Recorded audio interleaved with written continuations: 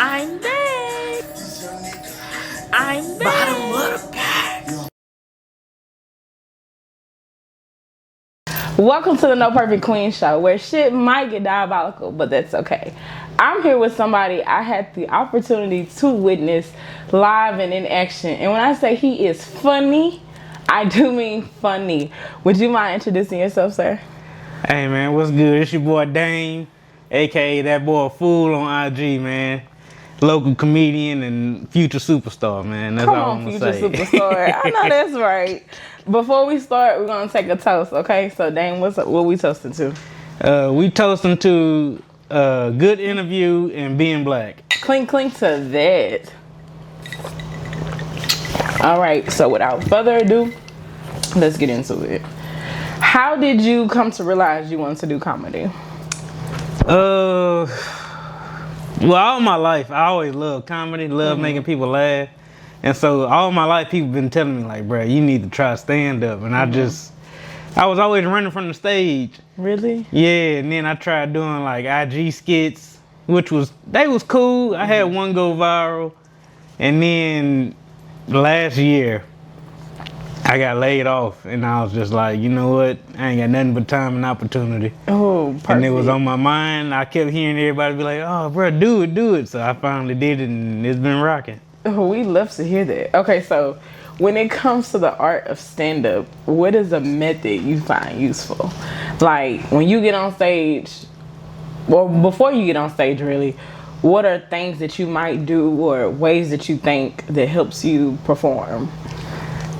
I find that the best thing that helped me, because a lot of my style is just like off the cuff. Oh, really? Yeah, like just in the moment witty stuff to say. And so a good thing for me that I've been using is before the show, like sitting in the green room with other comedians, just chopping it up, getting in that, cooking that mode in. Okay, let me see if I can make them laugh real quick. Yeah. And then if I get them laughing or we all laughing together, then I'm like, all right, Brett, that's good energy. And I just take it out there on the stage with me. That's exciting. Okay, so where was your first stand-up gig and how did it go? My first was at the Secret Group. Okay. Downtown. Real big, I ain't gonna say big, not as in the terms of size, but big in the comedy scene as they got some comedy going every night. Okay.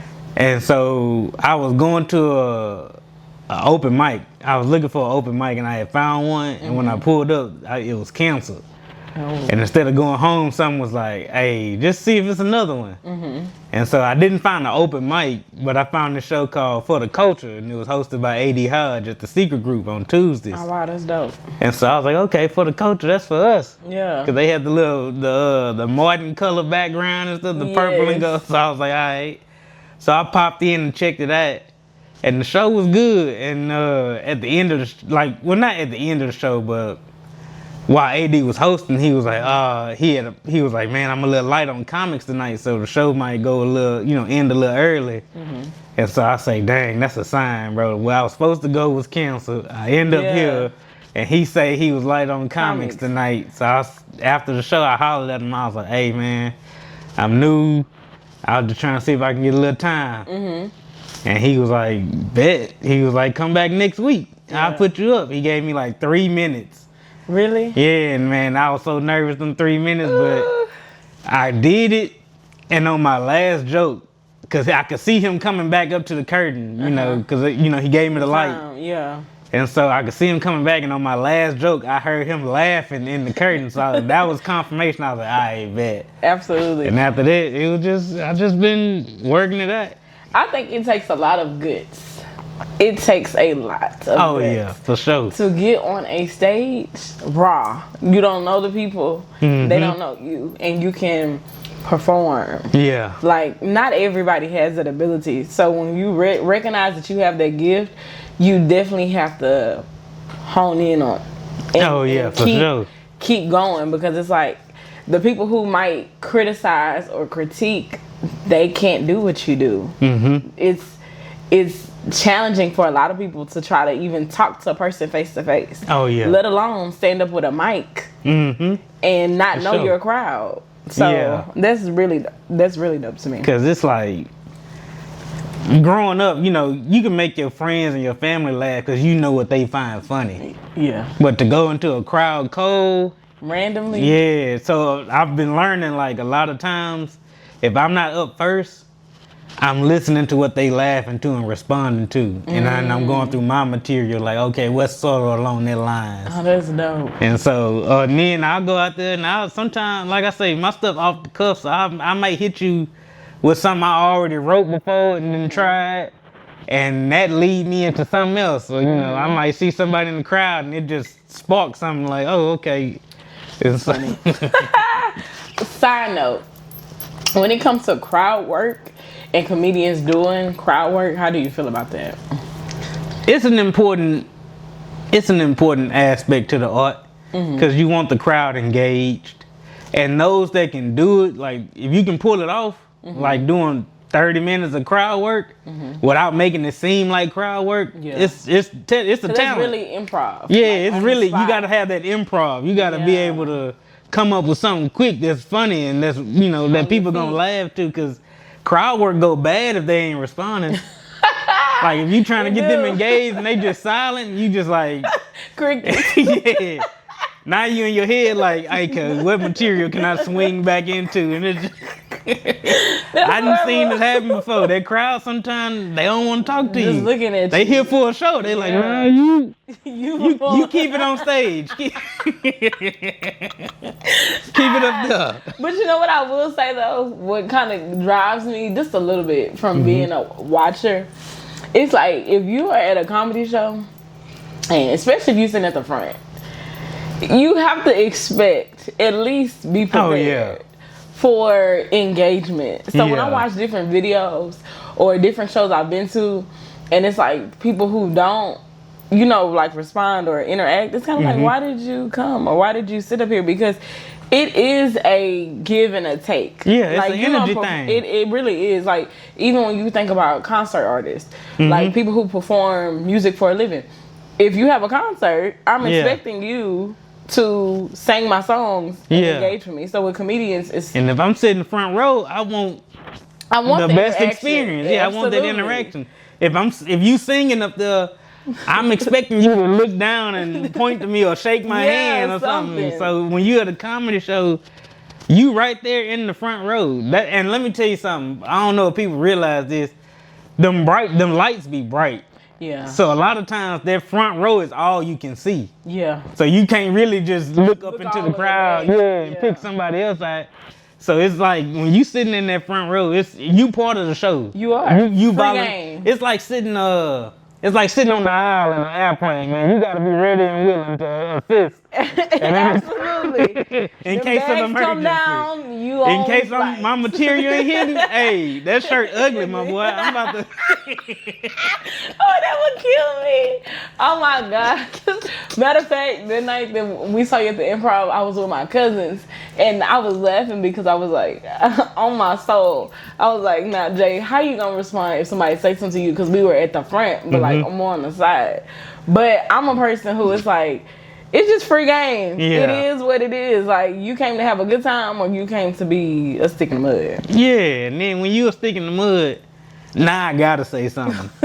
Cause now I gotta drive you. Cause now you asking me to interact with you at that point. Cause it's like you purposely going out your way. Yeah, you going out your way to be like, oh, I don't find any of this entertaining. I've seen this clip of actually two of Mojo Brooks and Gary Owens doing crowd work, and this with Mojo Brooks clip, this lady was like trying to be sarcastic, right? Like give him jokes back. Yeah. And he ate her ass up, and I was like, why would you do this with somebody? This is their profession. Yeah. Like, this is not for fun, like roasting people. Yeah. This is his I job. do this night after night. I'm not and he here was like, you're not gonna win this, and I was like, this is true. Like, how do you, okay, so when it comes to that, do you think people underestimate the skill it takes to do what you do? They definitely do. Cause everybody, what's the you be around cussing on here and stuff like that? Yeah, go ahead. Okay, well I ain't about to cuss right now, but I'm saving it. It's a song that every nigga is a star. Okay, who? Everybody, it's one of them. It came out like in the 70s or something. It'll come back to me. I think it's like one of them groups like Rolls Royce or something like that. But it's the saying is like, every nigga is a star, but that's how everybody in the audience feel. I can do this. I can get up there and say some jokes, cause the thing about a good comic is they'll make you feel like that, cause it'll be so natural and flow, and it's like, damn, I feel like I could do that. Absolutely. And then a bad comic that's on the same end of the spectrum, a bad comic will be like, nigga, I can go up there and tell them jokes. Yeah. And toast, you're cooked. You're not as good as you thought. Yeah. But it's an art of what you do. And I respect it 110% because when I saw you, I could not stop laughing. I was like, appreciate this nigga is funny. And then what made it funnier for me when I watch people, it's like, when you can laugh, because I laugh at my own self all the time. When you can laugh at yourself and really be in it, that's what did it for me. I was like, he is hilarious. That's where a lot of my jokes come from. Because, like, you can test out material on Friends and whatnot. But when I'm writing something and I'm laughing at it, I'll be like, all right, bro, I'm going to try this out. I trust myself. You have to. And what stood out for me, but you was your laugh. I was like, he's going places because, and it made me think because my friends tease me. They were like, when you laugh, I don't just laugh, I cackle. Like if something's really funny, you know how they make jokes like the black person gonna hit you. Yeah, I'm that person. Like if it's funny, I'm gonna laugh and I'm gonna do the fool because it's that good. Like you want people to know what you're doing. You're on the right path. So keep going. Appreciate. You know what's funny? I don't know where that laugh comes. I only laugh like that when I'm on stage. For real? Yeah, it's something about being on stage that make that laugh come out. It go up. I don't know what it is, but that shit is funny to me. But it works. It works for what you do. So definitely keep going. Appreciate it. As a comedian, would you say many comedians use personal pain and turn it into jokes? Yeah. Yeah. A lot of comedians pull from that because it's like laughter is medicine. It is. So you take that pain and that trauma and you try to flip it and not make it hurt so much. Yeah. So that it's easier to digest because it's like a defense. Yeah, it's a defense. It's like, bro, I'm not gonna let this tear me down. Yeah. So I'm gonna flip it and I'm gonna take control and agency back over. I'm gonna use this. That part. To get out of my way on it. You feel me? One thing I can say too, and me and my friends had this running joke that we do, it's like when shit gets tough, we laugh at it because it's like, at this point, you gotta laugh to keep from crying. A lot of stuff like that, you'll end yourself over there because at the end of the day, you just gotta laugh about it. You do. Because some things out of your control. Way out of control. It's some things you just can't do nothing but laugh. You gonna either laugh or cry. And you get tired of crying, man. You turn it into a joke. Like we have a thing now. It's like my life is a Tubi movie. Like you just never know where shit is going these days. Yeah. You gotta laugh to keep from crying. And a lot of times when you're able to laugh through your pain. You really see that it might not be as bad as you thought. It ain't. That thing might have not went the way you wanted it to, but I'm a firm believer in everything happens for a reason. Yeah. So when shit does hit the fan, it's like, this is stirring me closer to where I'm supposed to be. Yeah, anyway. You finding the silver lining in it. You have to. You finding, like I said, you looking under the bed for the monster and realizing the monster ain't as scary as you thought. Absolutely. Oh, that's good. Come on. Cheers to that. The monster, not scary as you thought. Okay, you kind of touched on this already, but what was your close circle or your family's reaction to you pursuing comedy? Like you actually doing stand-up. For real? Hell yeah. That's exciting. About time. Yeah. Like finally. Like once they was like, man, they was coming to my shows early on. Not to say that they still don't, but like they was really there to support me. Like, nah, nigga, this is what you need to be doing, fam. This your calling. Yeah, and that's what. Now that's all they be asking me, man. How the comedy going? Yeah. how that's going? I was like, man, you know, I'm out there, I'm still, you know, I got shows coming up, I'm still doing mic. Okay. Well, man, let us know when you in this area. We gonna come out. Yeah. See, at first they used to come out wherever I was. Now it's like, okay, when you over here. You get closer. Yeah, when you gonna be on the north side? Cause you know I gotta work between Monday and Friday. I know, for real. Black people good for that. Let me know when you in the area. It'll work. I got family out in Georgia. They tell me, man, when you gonna be in Atlanta? I'm like, nigga, I don't know. I can't predict that. Yeah, I'm trying. I'm gonna get out there eventually. Okay. Yeah. Oh my gosh. What you say? I'm trying. I'm trying my hardest to get you where you need to go. I'm building up material. What would you say is the most challenging for you when it comes to performing? The most challenging? Getting out of my way. A lot of stuff, a lot of times, man, I might go a week or two without performing because I'm like so caught up in work or what's going on. I'm just like, man, and I'll be in my way. Yeah. When I need to just be like, hey, bro, if you serious about this comedy, people tell you they want to see you. You gotta hit it, fam. You gotta be consistent. You gotta build that audience up, and so I'll be in my way. And then a lot of times I like writing, but at the same time, sometimes if I write something and don't get to try it out in enough time, I'll reread and be like, man, what the hell I ain't was I doing thinking, that. Oh, man, that's garbage. Ain't nobody gonna laugh at that. But it was killing me a week ago because I was dying laughing at it. And so a lot of it just be me. Yeah. Being in my own way. That's real though. Most people wouldn't be able to admit that. Because a lot of times we are our worst critics. Yeah. And our biggest stoppers, or we're our own distraction. You know, you get so caught up in our everyday routine and what we think is the safety of your routine. You know? It's like, okay. And that a lot of times that will deter you. It will become like a distraction or a way to kind of put you off track. Like, oh, you can worry about that later. It's like, no. Consistency is key. Investing in you is key, because the things that we do day to day, that shit gonna be there. But when you have something in you that's natural, that's a God-given talent, I'm learning on my own path, like, you have to invest in that. Like, you have to. Because the other side of that too is you start thinking just because it's a talent of yours, it's gonna be there forever. It's not. And you gonna be able to just call upon it when you need it. When really you gotta develop it. It's a talent, but sure, you still gotta grow it.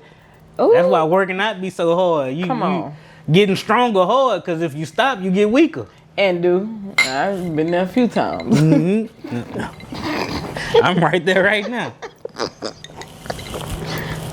I drive past the gym every day. Drive past the quads be hurting every time I They called me the other day telling me, you sure you want us to take this membership money out? Man, you ain't been here. I say, hey man, I'm coming. Just keep it going. Don't worry about it, but I'm gonna be there. Yeah, I promise you. I'm gonna be there sometime. Okay, I don't know when, but it's coming. Yeah. That's real though. So this is what I wanna know. Who do you have on your Rushmore Mount? Mount Rushmore comedy. I read this song and I wrote it down the right way. It's the tequila, it's not me. Okay. Who do you have on your Mount Rushmore of comedians? Oh man, let me see. Mount Rushmore. Give me. That's 4 people, ain't it? Yeah. Okay. Well, first off top, because comedian named Patrice O'Neal. He passed away a few years ago, but he was.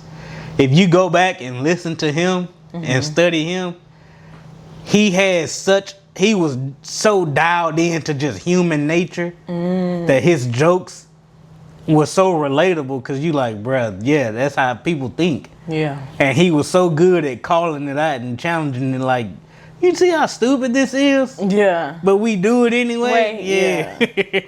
He was relatable. Relatable and just so original. Because I went back I was always a fan of his stand-up, but then I found out he had like hours and hours of footage from like satellite radio days. He used to be like a frequent pop-in on the show called Opie and Anthony and some other satellite radio shows. So I found like a YouTube page with an archive of all his old satellite radio appearances. Really? And going back and just listening to him, like he just talking and shooting the shit with people. But at the same time, when you look at his comedy, you start seeing what the jokes formed at. From conversations he had, and he was like, a conversation you was dying laughing at, he took it to the stage and just developed it more. Yeah. That's dope. Okay, so Patrice O'Neal. Oh. Yeah. Patrice O'Neal. I'm going to do one of his running mates, Bill Burr. White guy. That's the only white guy I'm going to put on the list. He said it's the only white one. We toast him being black, but he is married to a black woman, so I'll give him credit for that. Power to the people. Power to the people. Get that bag, sis. Bill Burr, who's very much similar style. So Patrice O'Neal, Bill Burr. And then I'm gonna say honorable mention, just because you gotta mention them if you ever doing a Mount Rushmore, but I'm not gonna take up a space because they on everybody's list. Richard Pryor. Yeah. Because he was talking about stuff back then that was taboo. Hit today. Yeah, facts. You could say that today and it'll still hit. It'll still sting, yeah. So Richard Pryor and Eddie Murphy, because Richard Pryor is Michael Jordan, Eddie Murphy is Kobe. Yeah. They 1A and 1B. Yeah. Because Eddie took it to a whole nother level. He did. What would you say he was one of the first comedians that you saw do the display of being able to morph into multiple characters? Yeah. You know, for like sure. when you see... now that I think about it, I think the very first like stand-up special I ever seen was Eddie Murphy Delirious. And I remember being a kid, I don't know how I seen it. I think it was on TV or something. But I seen it and I remember watching it and being like, oh, this is funny. Yeah. That was my introduction to being a comedian. Like, okay, you can tell jokes and make money, and because he was performing at theaters and stuff, like he was selling at box offices. And what year was that? Was that in the 80s or the 90s? Because it had been out since what, Delirious the 80s? came out in the 80s. Yeah. I believe. Because I remember my dad making us watch Beverly Hills Cop. And they introduced me. I love Beverly Hills Cop. So it was... Because it was like, for you to be that funny, just acting, right? Most people can't cross over. Yeah. You know what I mean? Like, even when you talk about like how Martin is, most people cannot cross over from stand-up to being film. A comedic actor. Exactly. It's very hard to translate that onto film. Yeah, because it's different. Yeah. You reading lines, it's natural material. You working with other people. For sure. You bringing your energy to it. But a lot of times, like you say, stand up, I'm right here feeding one-to-one off the audience. Yeah. But like you say, with a movie, I'm reading lines, it's on camera, there's no immediate reaction. You might have some crew members laughing or something like that, but it's not the roar of the audience. So you don't even see the final product until it come out, and then you like, okay. Okay, are they laughing? Do they like it? Absolutely. So and then the crazy thing about Eddie, he was doing it at such a he was 19 on SNL, killing it. Young, man. Like Delirious came out, I think he was what, like 20 or something like that. And then Raw, he was like 21, 22, like early out the gate. Young. So to last that long, that's a different type of beast. Oh yeah. That's a different type of person. You know what I mean? To get that far. And I was just having this conversation yesterday. My brother and I was actually talking about that. It's like, no matter where you start, it doesn't determine where you end. Yeah. So when you see people like Eddie who started young and you witness their growth over time, a lot of the times we feel like we're up against the clock when reality is, as long as God is waking you up every day, that's your shot. That's your chance. He giving you another shot to keep going. For sure. You know? It's like, shout out to Nip, man. Rest in peace, Nip. It's a marathon, man. Ooh. And let me tell you something. About that Nip? About a marathon. I see. Come on. The thing about a marathon is about your pacing, man. It ain't about who in front of you, who behind finishes you. Quicker. Because it's a long run. It's a run. It's a long run. Prepared. And you got to be there for yourself. You have to. So you can't be like, oh man, that dude took off and I ain't seen him for 3 miles. He might burn out at mile 15 and quit. Exactly. And you keep going. So it's just like you say, you preaching on today. Comedian / preacher. I am a preacher's kid. So that's for real? Mm-hmm. Oh, well, cheers to that then. Come on, be gay. You know something. Well, I ain't gonna say that. I'm a preacher's kid. I mean, I'm technically a preacher's step kid. But still, you was raised in the house. Yeah, I was raised in the house. He gave me a lot of my instruction and helped me build my relationship with God. That's a blessing, though. For real, for real. Mm-hmm. Side note, before I ask you that question, when it comes to that, you have to have some type of grounding. You know what I mean? Because people get in whatever industry they're in, whatever lane they're in, and they forget the things that keep them going. And in my own life, and I don't know if you could agree to this, it's important to me that you have some type of foundation when it comes to trying to accomplish your goals. Because if you only dependent on you, that only goes so far. Yeah, you depending on you will have you wherever you end up. Because you can rationalize quitting at any time. Yeah.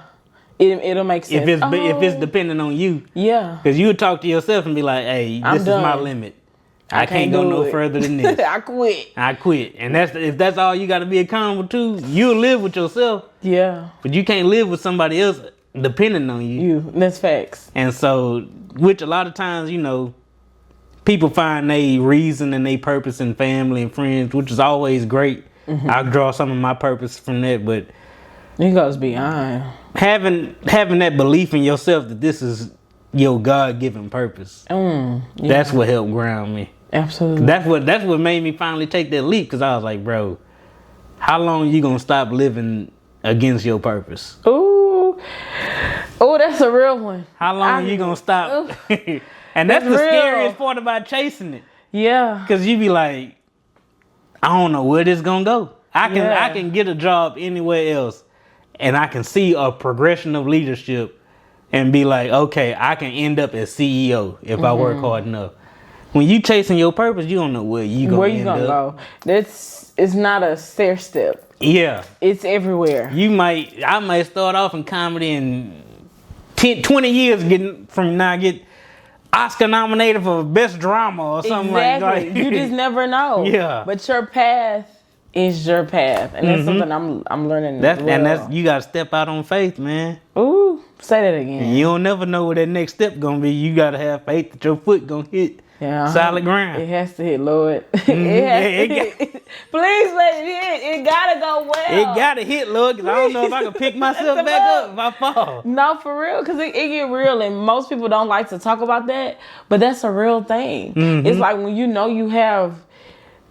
God has placed something in you, and you're not sure what is next, like you said, the step, it's terrifying. Yeah. But then that's where the faith comes in, because I know that I'm supposed to trust you, even though I don't see what's next. Yeah. But as people, and you said it earlier, we've been our own way. It's like, I trust you. We say, Lord, I trust what you're gonna do, but then we do the opposite. It's like, oh, do I really want to lean into this? Do I really want to feel what that failure may feel like? You know? Yeah, that's a challenging thing. You reaching out for this was a sign from God. 'Cause, man, like every time I perform, I'm like, I think to God, like, all right, bro, if that was it, if that was it, I'll take it. Yeah. If that's all you had for me, God, and then like after I did that, and a couple days later you reached out to me about, you hit me up. I was like, okay, Lord. That's a sign to keep on down the path. No, I got you. When I saw you, and I told my cousin after the fact, I was like, dang, when they were after the show, that was my perfect opportunity to like connect and get information in. I was like, but it's okay. I'm going to go find who I need anyway. And I can honestly say reaching out to people that I want, it's like, hey, if they accept, they accept. If they don't, I'm gonna keep on to the next. Yeah. I'm looking for who say yes. Absolutely. So with who says yes, what are some lessons you have learned about yourself while doing stand up? Give me 3. 3 things I learned about myself. I'm more capable than I thought. Okay. That's something I learned. That's what's up. Cause like I say,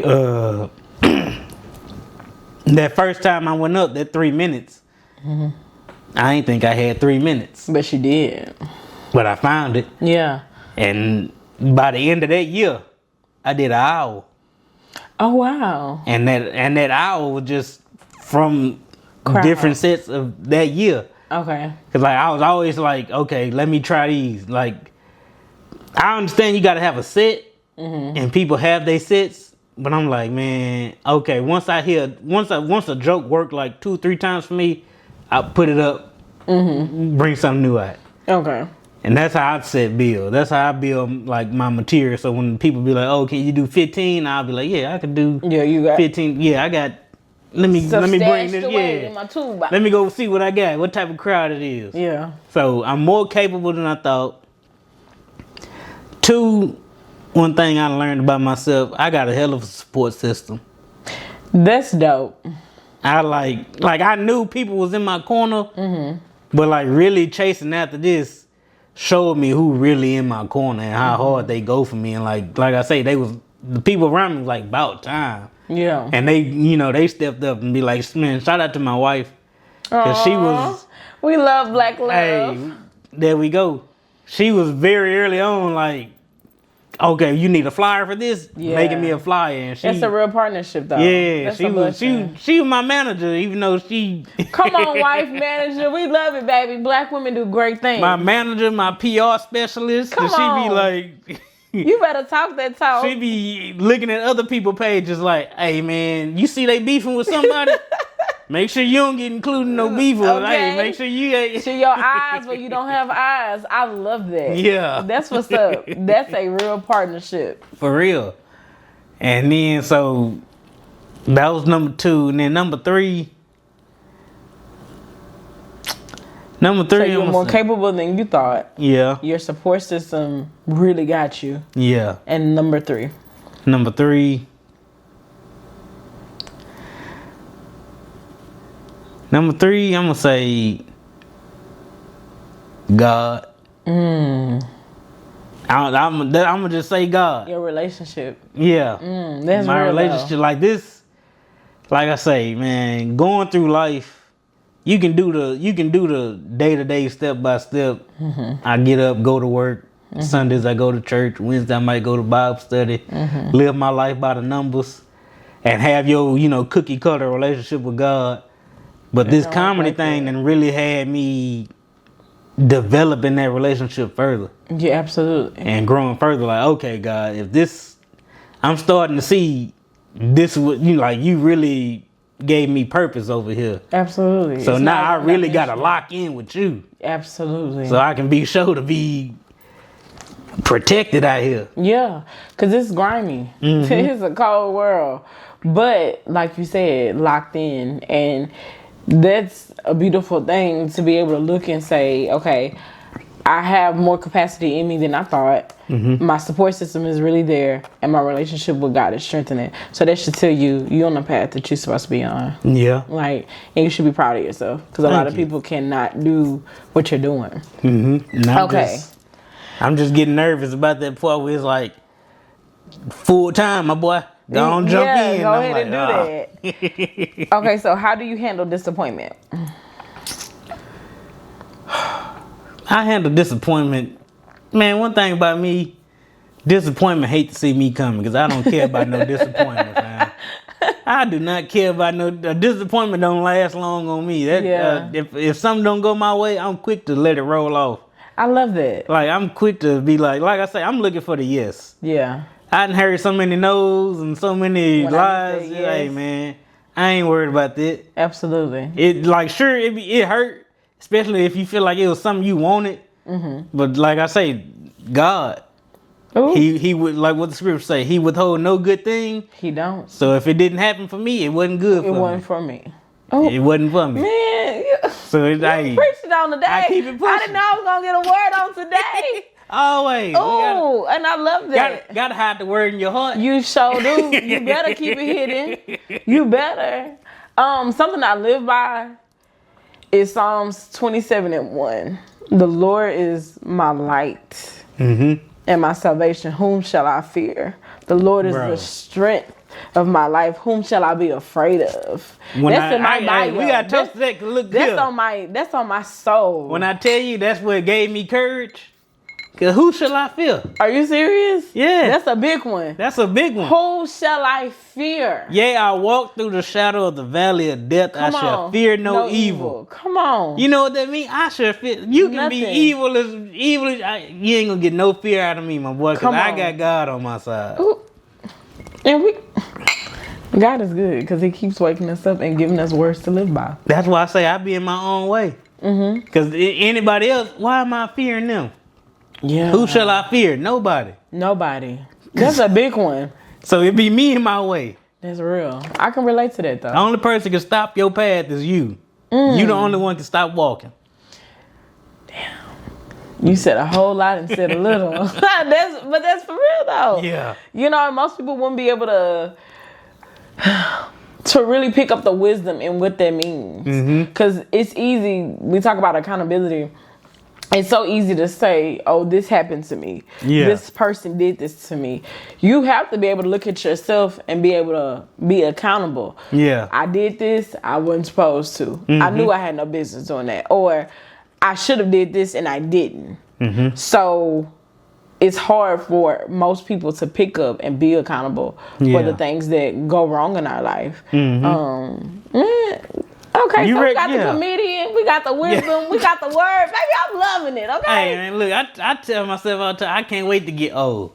Yeah, that's the when I get old, that wisdom gonna hit even harder. That people gonna really be like, hey, man, you need to go talk to Dane. That nigga got a word for you. He got something to say, okay? I can't wait to sit on the porch. Oh, no, for real. With your glass and kick back with your wife.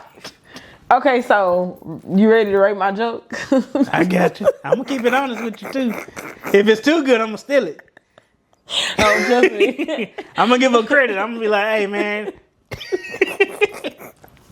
And trust me, it's not that good. Okay. Okay. I done heard a lot of not good jokes, so I'm gonna see. What did the skeleton say to the family? Okay, I ain't heard this. I had to run it through my database. I ain't heard this because I be reading a lot of books. What? Bon appetit.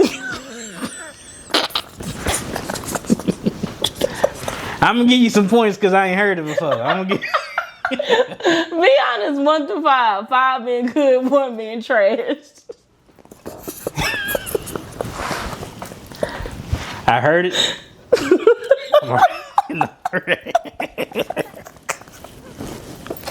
I'm here on the Not a Queen podcast. I just heard the joke, and I'm rated 1 through 5. Personally, for me, I'm gonna give it a 2.5. I'm not sure if I'm the target audience, but I pray. 2.5 is horrible. Welcome to the No Perfect Queen show where shit might get diabolical, but it's okay. I'll put you right there in the middle. People think 3 is the middle. 3 is not the middle. If it's 1.5, if it's 1 to 5, 2.5 is the middle. That won't work on stage, would it? It'll work for a white audience. I'm gonna tell you that. I'm gonna keep it real. One thing I do learn is white people will laugh at least one joke. Black people gonna look at you like. Black people gonna be like, nigga, if you don't get off the stage. How much time you got? No, for real. He said 2.5. Black people only give you grace in church. Anywhere else, nigga, you wasting my time. You are wasting my time. Get off the stage, Please get off the stage. Okay. This nigga horrible. Who found him? Get rid of him fast. Pronto. Okay. Give 3 words of encouragement to anybody who might be watching. 3 words of encouragement. Okay. I'm going to use the same words that I be telling myself that I done heard from all my elders. 3 words of encouragement. Here they come. Keep on living. Oh, you know what's crazy? My last interview I did, I said that my grandma would tell us that all the time. Keep on living, literally. That's something you don't understand when you're young, but as the years go by and the days go by, keep on living. Man, my grandma if you ain't heard it yet, keep on living. If you ain't successful yet, keep on living. Ooh, you better if you ain't tried it yet, keep on living. That's the greatest piece of 3-word advice I never got and I never heard. I love that. Okay, so last one. You ready? Using 3 words, describe yourself. If you had to put Dame into 3 words, who is he? He black. He's authentic. And he funny.